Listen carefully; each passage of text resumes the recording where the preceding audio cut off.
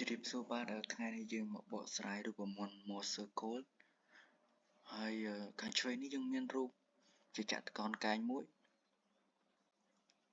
សំដៅគឺជាការ៉េមួយដែលបង្ហាញពីអង្គធាតុ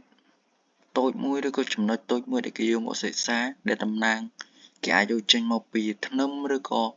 គ្រឿងបង្គុំណាមួយដែលដើម្បីយកមកសិក្សាហើយយើងឃើញថាមានnormal stress ហើយនិង shearing stress ផងដែរហើយបើសិនជាគេបង្វិលវាបង្កើតបានជាមុំ data ណាមួយនោះយើងនឹងមានnormal stress ថ្មីហើយនិង shearing stress ថ្មីហើយតម្លៃទាំងពីរនេះគឺអាចតូចជាងឬក៏ធំជាងតម្លៃដើមអាស្រ័យទៅនឹងមុំផងដែរហើយបើសិនយើងយកមកសិក្សាជាក់ស្ដែងគឺដូចនៅក្នុងរូបខាងក្រោមនេះគឺយើងមានអពីរគឺអថ្មីគឺអ x' ហើយនិងអ y' ដែលមានទិសដៅដូចរូបនេះហើយ sigma x' យើងគឺទិសដៅដូចដែលបង្ហាញហើយនឹងតូយើងតូ x' y' គឺទិសដៅបែបនេះដែលមុំ data គឺបង្កើតដោយ sigma x' ជាមួយនឹងអដេកហើយនឹងមុំ data ក្នុងតេកោណនេះគឺនៅត្រង់នេះផងដែរហើយយើងមានកម្លាំង4ផ្សេងទៀតគឺមាន sigma x តូ xy នេះ2នេះហើយនឹង sigma y ផងដែរហើយយើងសន្មត់ថាhypotenuse នេះគឺមានតម្លៃស្មើ delta a ហើយជ្រុងជាប់នេះគឺ delta a cos delta ហើយសម្រាប់ជុំឈោមនេះគឺមានតម្លៃ delta a សន្និស delta ហើយតទៅមុខទៀតយើងនឹងសិក្សាអំពី component នៃ delta x សំដៅគឺ sigma x sigma y ហើយនឹងតូ xy ផងដែរដើម្បីយើងកើតបានជាសមីការតាមទិសតាមទិស x' ហើយនឹងទិស y' ដែលយើងឲ្យវាស្មើ0ដើម្បី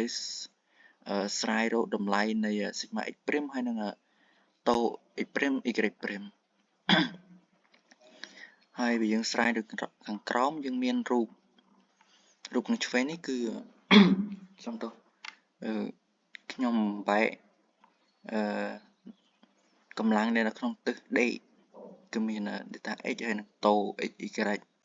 ហើយខ្ញុំបានបែកវាជា component ដូចដែលបានបង្ហាញហើយរូបខាងស្ដាំគឺមាន sigma y ហើយនឹងតូ xy ដែលមានតាមទឹកឈោបើខ្ញុំដាក់ក្នុងរូបតែមួយខ្លាចវាជន់គ្នាពិបាកមើលដូច្នេះខ្ញុំបែកវាជា2ដើម្បីឲ្យស្រួលមើលហើយបើយើងគិតពីកម្លាំងតាមទិសនីមួយបូកដកបានជា sigma fx f x' យើងមើលថាមានកម្លាំងអីខ្លះហើយនេះកម្លាំងទី1គឺ sigma x' នេះវាត្រូវគុណជាមួយនឹងតម្លៃ hypotenuse នៃជ្រុងhypo នេះហើយទិសដៅវាគឺយើងយកទិសដៅខាងលើនេះគឺបូកខាងក្រោមដកហើយសម្រាប់y' គឺឡើងលើចេះបូកហើយចុះមកក្រោមដកដោយសារតែ sigma x' នេះវាបាញ់ទៅលើដូច្នេះយើងបានតម្លៃបូកហើយ component ដែលនៅតាមx' ទៀតយើងមានគឺsigma x នេះគឺជ្រុងមួយ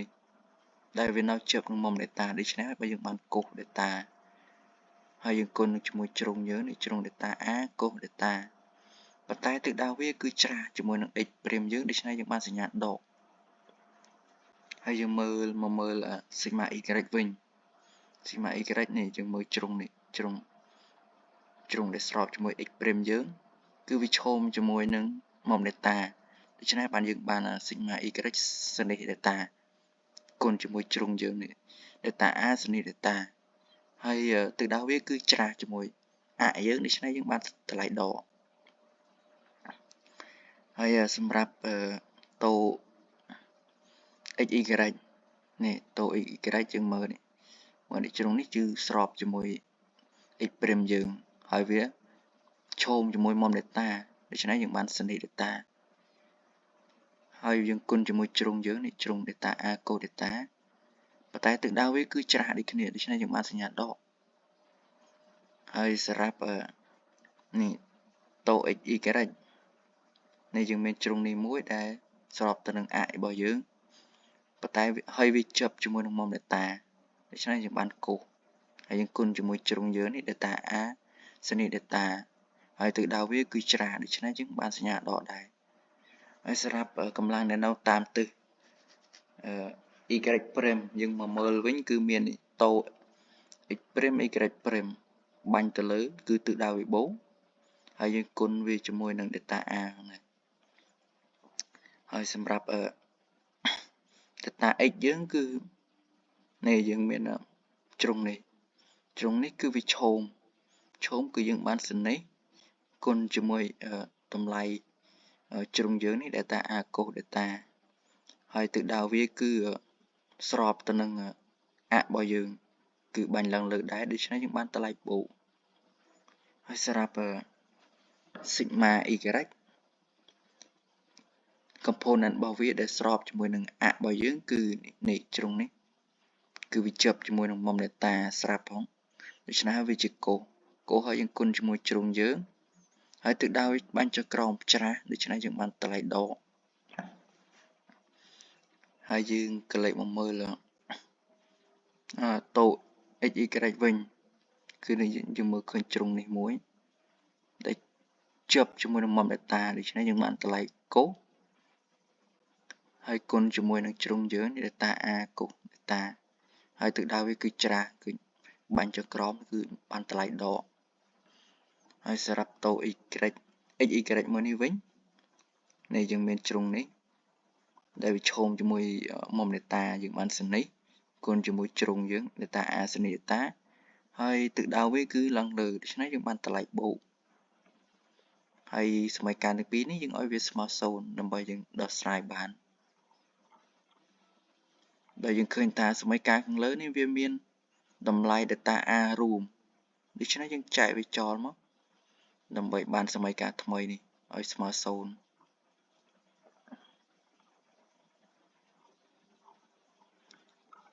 ហើយយើងទាញដោយសារសមីការនេះស្មើ0ដូច្នេះយើងទុក sigma x' នៅខាងឆ្វេងហើយយើងបោះធាតុផ្សេងទៀតទៅខាងស្ដាំសញ្ញាស្មើទៅយើងបាននេះសមីការថ្មីសមីការទី1យើងគឺ sigma x' ស្មើនៅខាងស្ដាំនេះហើយសម្រាប់សមីការទី2គឺយើងធ្វើដូចគ្នាយើងទុកតូ x' y' នៅខាងឆ្វេងហើយបោះធាតុផ្សេងទៅខាងស្ដាំសញ្ញាស្មើអានេះយើងបានសមីការទី2នេះប៉ុន្តែតាមរូបមន្តធននិមិត្តយើងមានដូចខាងក្រោមទាំង4នេះគឺមានសនី2 data ស្មើ2 sin data កូ data ហើយផ្សេងទៀតដែលយើងអាចយកមកជួសយកតម្លៃនេះមកជួសជាមួយនឹងសមីការទី1យើងហើយទី2យើងដើម្បីបានជាសមីការថ្មីឥឡូវយើងជួសក្នុងសមីការទី1យើងបានស្មើប៉ុណ្ណេះ